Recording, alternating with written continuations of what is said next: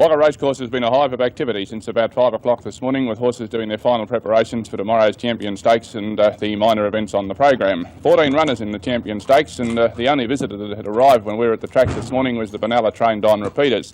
He's been here since Sunday, and so is his trainer Quentin Scott. Now, Quentin, you were here last year with King Tour and you weren't successful. What about this year? Well, I'm hoping for a little bit more success this year, Ted. King Tour ran third. He ran third, didn't really handle the track, but still, can't make excuses for him. We're just hoping this horse can handle the track a little bit better.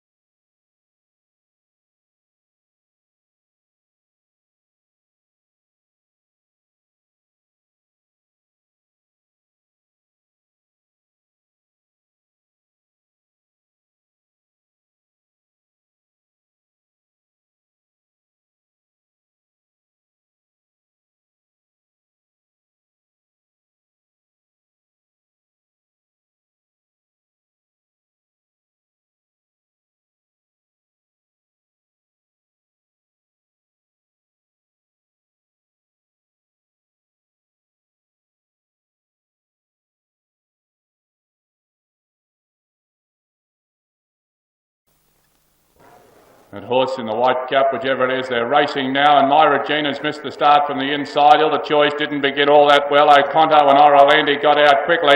Orlandi still hasn't managed to forge to the lead. Sprightly Date's up near the lead too, and as they go down towards the first turn, about 1,000 out. Orlandi's now gone to the front from Oconto. Back behind those is Sprightly Date, and then there's one racing on its outside as Nimbus, and there's another one in that bunch too. Ilda Choice is back behind those. Murrumbidgee has dropped out to last. In front of it is Crafty Queen. As they come onto the side of the course at the 800 and the top weight, Orlandi's cantering along in front about 2.5 to Oconto, followed by Cresco. Swanky Lady was that one trapped off the track going up. Dropping ground on the inside is Sprightly Date. Nimbus is going up on the outside of it. Crafty Queen is well back in the field, and so also is Murrumbidgee and Tudor Honey, but Orlandi well clear as they top the rise. 400 out, 2 or 3 lengths to the good of Cresco, followed by Swanky Lady under the whip. He said, let's go on Orlandi, and it moved 4 in front. Oconto's out after it, being followed by Cresco, Swanky Lady, Murrumbidgee, and down the outside of the choice, Orlandi. Crafty Queen, further back in the field, Sprightly Date, Swanky Lady, Tudor Honey, and Von Crest was last. Cresco and Nimbus and Cresco. I think you'll find, yes, 11 Cresco was on third, 8 fifth, and fourth was Nimbus. Look at his back, but they said they were going to... All I'd like to do is to thank the horse for carrying me that distance.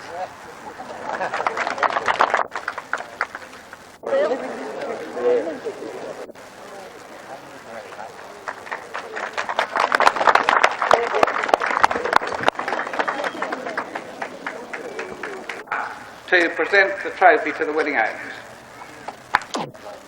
Thank you very much.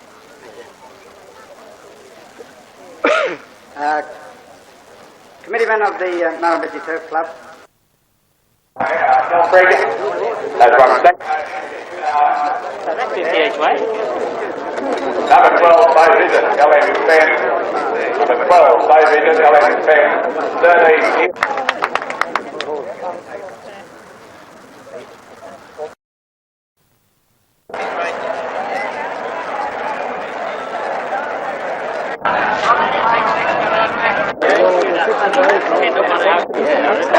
On this. On the next. Right on, James, sorry about it.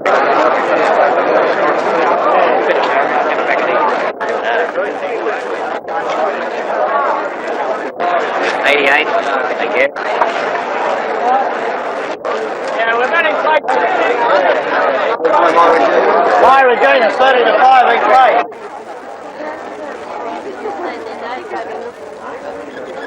Number 6, Tudor Honey, red, blue, dash, white, Cresco, and red and blue stripe.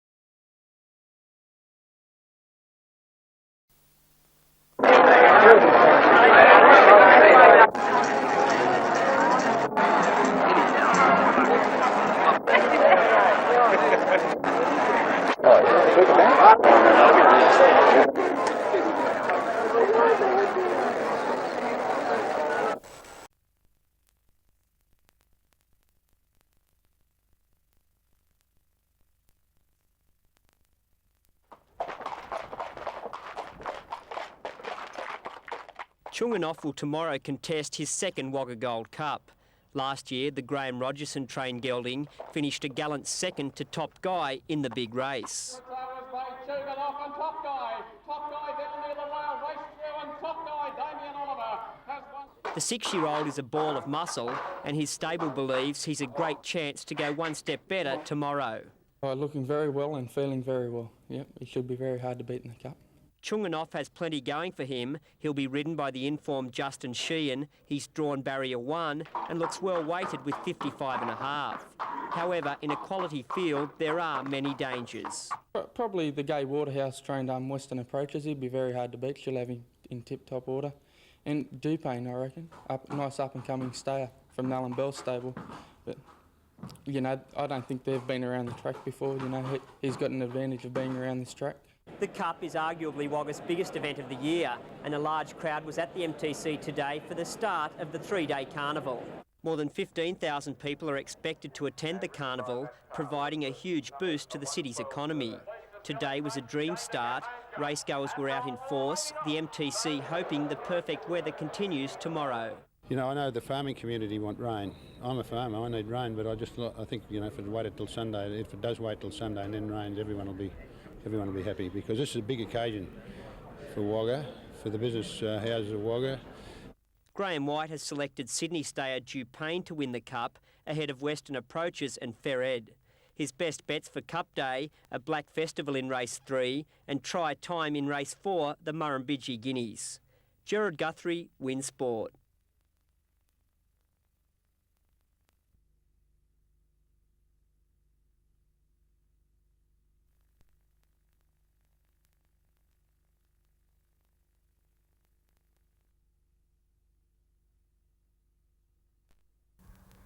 It will be a family-orientated day tomorrow for the Murrumbidgee Turf Club's last day of its 1996 Gold Cup Carnival. The 6-race program has attracted good fields. In the feature event, the Club Keno Cup, Falstaff's racing in terrific form. He's won 3 of his past 4 starts, and despite the step up in grade, I could see no reason why he couldn't win. Stablemates My Star Katie and Tembu Star look excellent chances in their events. Tembu Star has had a few runs back from a spell, was scratched from the Wagga meeting on Thursday to be reserved for this event. I thought he could break through for his second win this campaign. My Star Katie in race 4 has been a little bit disappointing at her past few starts. She can return to the winners list tomorrow in one of the feature events on the program. Graham White, Win Sport.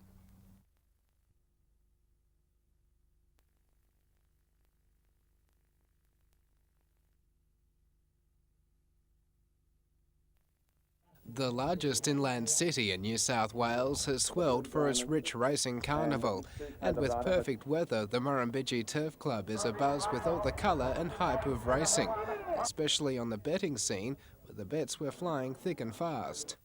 Farmer Grey is my bet. No, I've had 3 bets in 3 races and I've lost 3 times. And if I had, I wouldn't tell you. I'm keeping a secret. But a race meet wouldn't be without the fashion, and it seems hats were the order of the day. Really nice, a lot of feathers around, I noticed.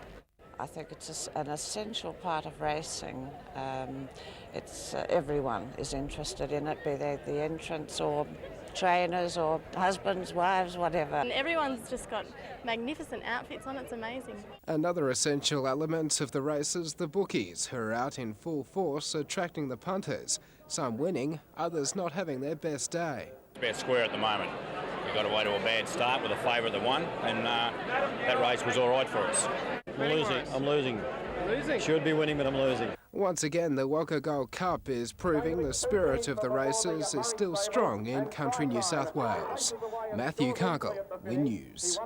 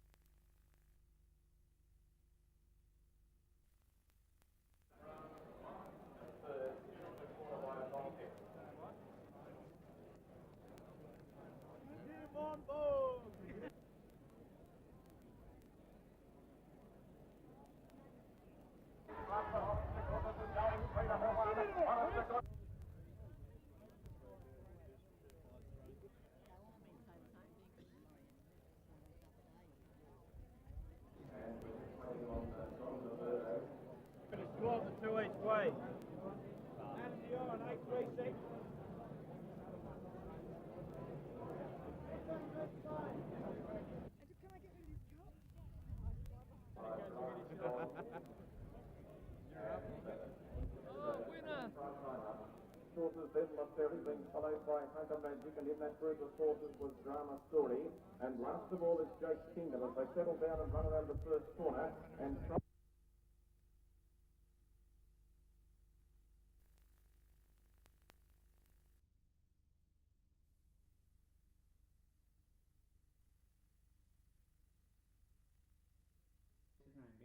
It's been 20 years, almost to the day, since Graham Power returned to the winner's circle at Wagga aboard Gold Cup winner captaincy.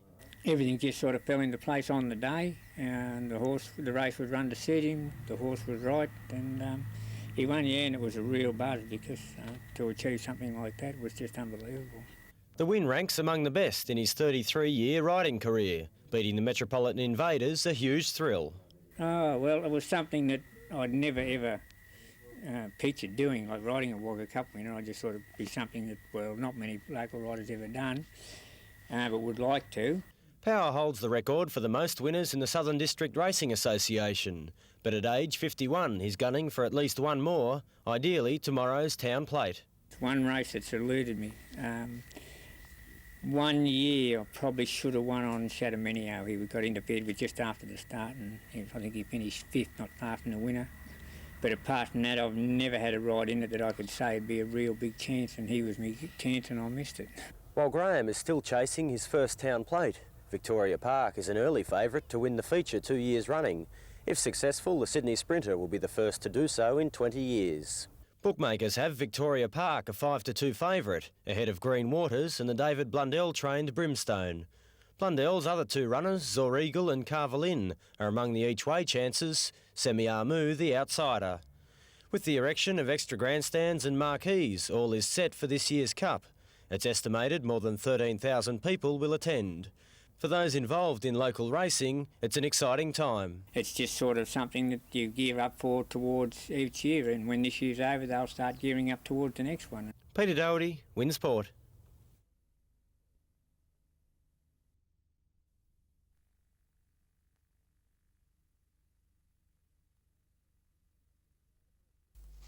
The first feature event of the Gold Cup Carnival in Wagga today with the running of the $50,000 Town Plate. Sydney sprinter Victoria Park, the favourite, chasing back-to-back Town Plates. We pick up the closing stages. 380-metre mark in the Town Plate, and Apollo Express tackled by Brimstone. Green Waters to the outside. Ch9 is running on, and Victoria Park is getting into the clear after bullocking clear. Green Waters reached the lead in the Town Plate. Victoria Park out after it. They're followed by Apollo Express, and the Rand it is shooting through on the inside. Green Waters in front. Victoria Park coming with the Rand. Green Waters, they hit it. Green Waters. Green Waters wins the Town Plate from Victoria Park. Close up the Rand.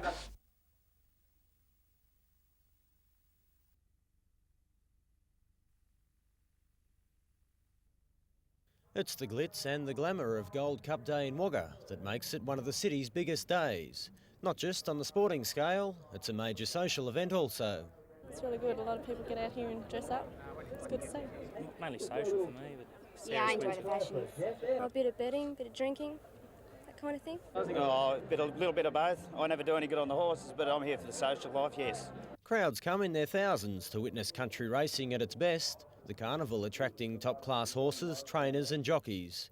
And no shortage of form in the fashions on the field either. The Melbourne Cup may well be the race that stops a nation. On a smaller scale, the Wagga Gold Cup comes close to stopping a city. Huge, absolutely huge. You can't get a bed anywhere in Wagga. The motels are all booked out. The money that comes into Wagga through the Murrumbidgee Turf Club Gold Cup is unbelievable. It's a big day for local bookmakers, with most reporting a strong turnover. But win, lose or break even, there's always next year. As for the punters... Hopefully this afternoon go home with a bit more money than I came with. Officials are already counting 1997 as one of the most successful Gold Cup carnivals ever, with more than 15,000 people expected to attend the Murrumbidgee Turf Club during the 3-day carnival. Peter Doherty, Win News.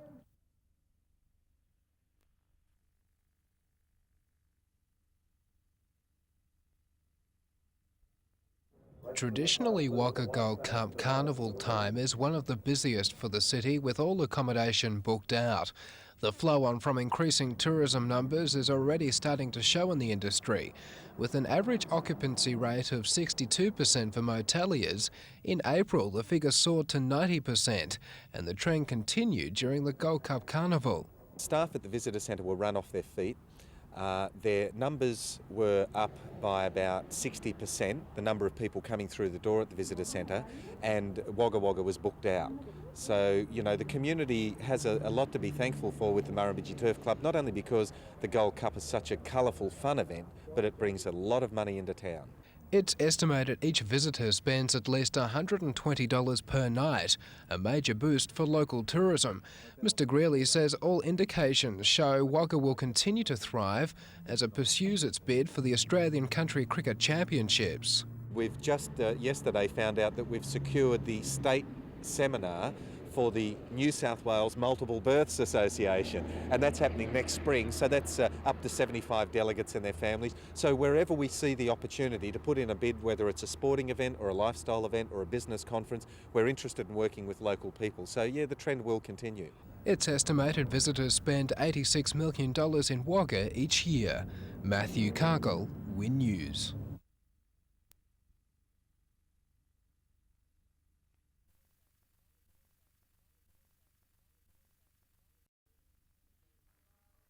It's the biggest event of the year on Wagga's tourism calendar, and already the benefits of this year's Gold Cup are being felt throughout the hospitality and retail sectors of the city. Like the majority of Wagga's 26 motels, the Lincoln Cottage is overflowing with customers. Yes, I think the whole town is booked out.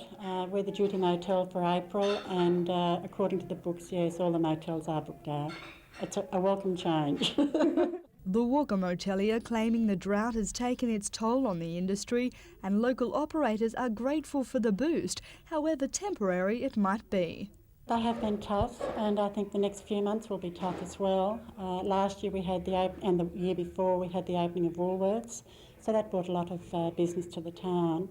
But this year we haven't got that, and I think we are doing a bit tougher, yes. Meantime, retailers like Maria Blight are working overtime to cope with the influx of customers who are getting into the spirit of the Cup. So I've been working in the evenings and nights, early hours in the morning.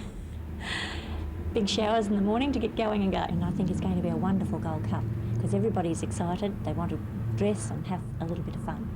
And that's what Cup's all about. And for those of you who haven't figured out your Gold Cup outfits quite yet, Maria has some hot fashion tips of her own. Probably black, brown and navy, and a touch of red, which is going to be really interesting. Brighten up the whole darker colour range. The races continue until Saturday. The Gold Cup field jumps at 4:20 tomorrow afternoon. Gabrielle Wilson, Win News.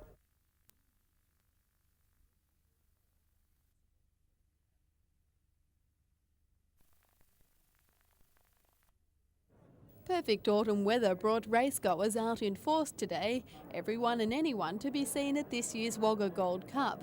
From the height of fashion to outfits a little outrageous, feathers, fur and felt, a sea of colour at the Murrumbidgee Turf Club. While the bookies' ring was a hive of activity, others preferred to sip champagne in the sun, soaking up the Gold Cup fever. Get together with the girls and just have a good day out, a little bit of champagne and a bit of a bet on the horses. Gold Cup? Oh, I thought I was at the Melbourne Cup. Oh, I'm a bit early. Yeah, well, I've only been in Wagga for 2.5 years, so this is only the second time I've been to the Gold Cup. And so this is all a new experience for me. I think it's wonderful to see that so many people are here today already, and that it's going to be a fantastic day. Yesterday was a very big day, and I know tomorrow is going to be just as big. I think for Wagga Wagga it's going to be one of the biggest years. Fashions on the field judges acknowledging its tough competition in the style stakes. A clear idea in mind of what the winner looks like. It would be winter dressing. Although we have a beautiful sunny day, it is winter fashion. Our judges are very keen to get out there and judge the event. There was no shortage of hats and gloves at this year's Wagga Gold Cup, and for some, the glitz and glamour was the main attraction. I'm only here to look at the people and I'm not here to look at the horses. But some still managed to string a tip together, though they appeared to be few and far between. Definitely Flack to come first. Yes. It's a hard race. The top weight will be hard to beat in the Cup, but there's 3 or 4 winners and they could win. I I haven't even looked yet. I haven't studied the form. Whoever Shane dies riding is the horse that I'm going to go for. He's not in charge. Oh, he's not. Okay, let's see. Who else do we know? But win or lose, it seems certain punters will be celebrating well into the night. Lucy Bragg, Win News.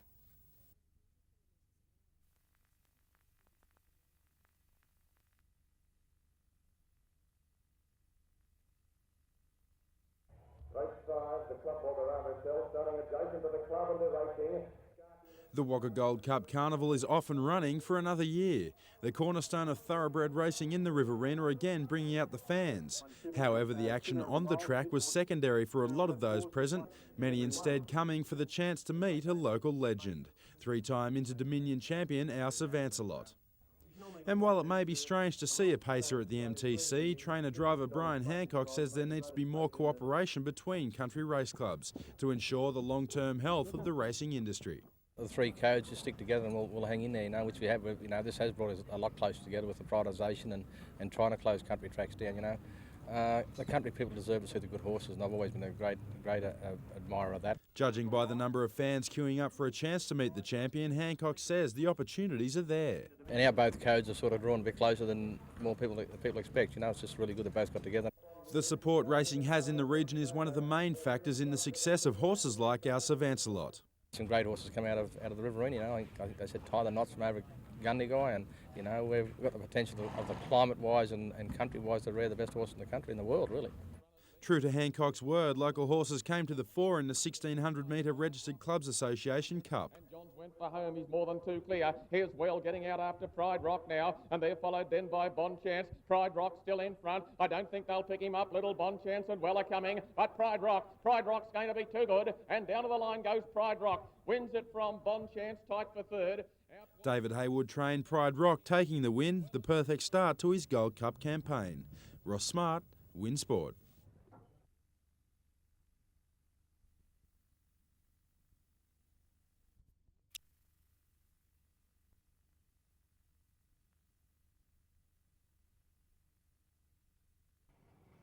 The balls were rolling and all eyes on the men who held the chances of Cup hopefuls in their hands. Local horses fared well in the draw for the $100,000 race. Greg McDermott trained Let Me Pass, drawing barrier 8, right next door to the region's top hope Toro, who will be out of barrier 9.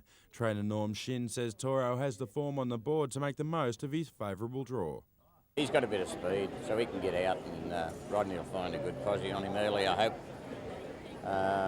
Nine's not a bad alley. Careful not to get carried away, Shin says the unpredictable nature of the Cup is a good reason not to make any rash judgments. He won reasonably well down there, so and he's trained on nicely, so I'm reasonably confident. I'm not overconfident because you can't be overconfident in a race like the Wagga Cup. Gabrielle Wilkins trained Tonka has also come into contention after drawing the coveted barrier number 1. Barrier 1 Tonka. Tonka's been running fairly well, so it's always an advantage to draw the rails, so it'll be a chance. However, top weight Ancient City's odds are short of lengthen after drawing barrier 21, the New Zealand horse falling foul of racing's ever fickle fortunes. Ancient City fared poorly, the top weight drawing the outside barrier, but you know, that's the luck of the draw. Ross Smart, Win Sport.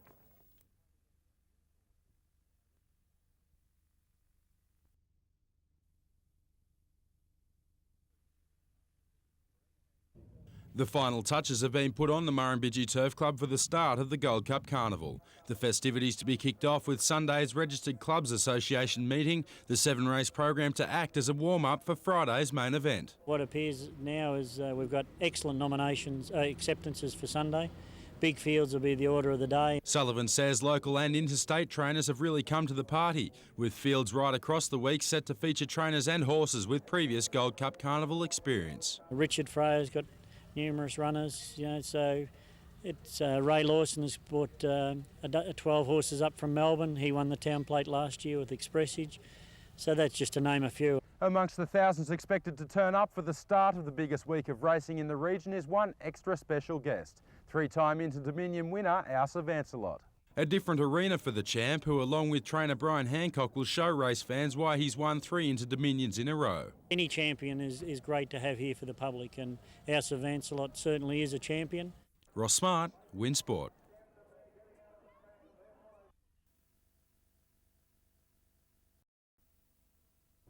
Top Sydney jockey Rodney Quinn says country racing will struggle to attract big-name hoops if urgent action isn't taken. I think it's a bit the same everywhere. There's sort of so many races on now. The pressure's on everybody, and a lot of pressure is put on the horses to keep going round, and usually the meetings start falling away. Local champion jockey Alan Abrahams agrees. He says with the schedules metropolitan jockeys face, it's only the big money rides which see them come to meetings such as the Wagga Gold Cup. They've got the Brisbane Carnival ahead of them and all that sort of stuff. You know, they don't really want to be coming to the bush that much unless they've got really good rides, so that's why they come. The constant pressures and demands on the hoops taking its toll. And you're riding 7 days a week most of the time. You know, it's pretty hard on you. You're sort of riding every day and you're travelling and trying to keep your weight down. It's not easy. However, Abraham says despite the pressures of day in, day out racing, the presence of big names at the Gold Cup is a healthy sign for regional racing. I think it's not going too bad. I'd like more money to be put into racing so that you get bigger fields like today and yesterday. You know, as soon as the money comes, horses come. You know, so it says it all. And for those who missed the race earlier, here's the closing stages. Goodwood coming right down the middle, and Torbolino out wide. Goodwood coming down the middle. On the inside, Ronzino and Rainbow Hunter. But it's going to be Goodwood's Wagga Wagga Gold Cup. It's Goodwood. Goodwood racing away, and Goodwood won the cup. Second in Ronzino. Count Scenario probably third, just in advance of Rainbow Hunter. And they were being followed by Torbolino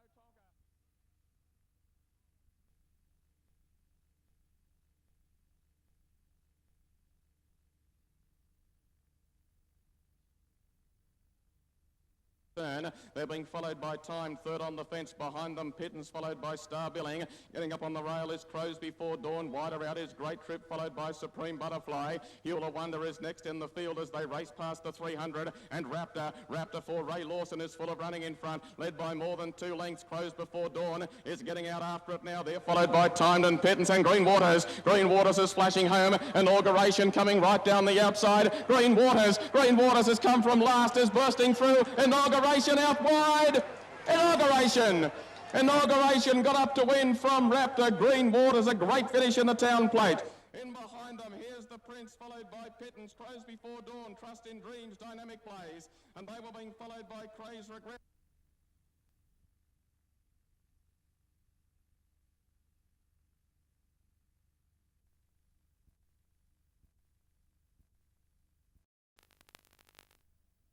Clear is Ronzino, and Goodwood. Toro can't go on. Goodwood coming right down the middle, and Torbolino out wide. Goodwood coming down the middle. On the inside, Ronzino and Rainbow Hunter. But it's going to be Goodwood's Wagga Wagga Gold Cup. It's Goodwood. Goodwood racing away, and Goodwood won the cup. Second in Ronzino. Count Scenario probably third, just in advance. A lot of hard work gone into this, a lot of organising, and it's just great to win the Wagga Cup.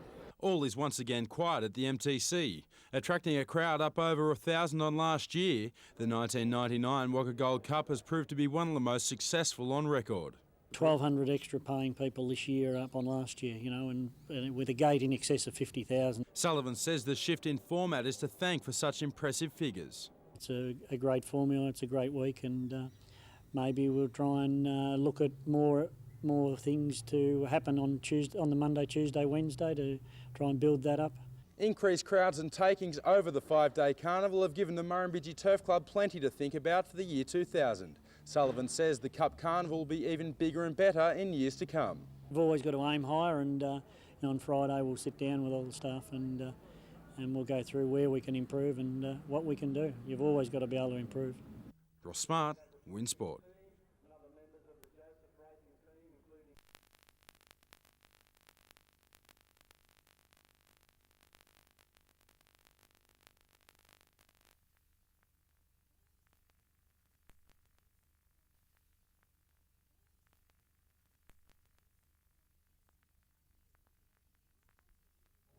One could be forgiven for thinking this year's Wagga Gold Cup was a major metropolitan race, with an impressive list of horses and racing identities taking part.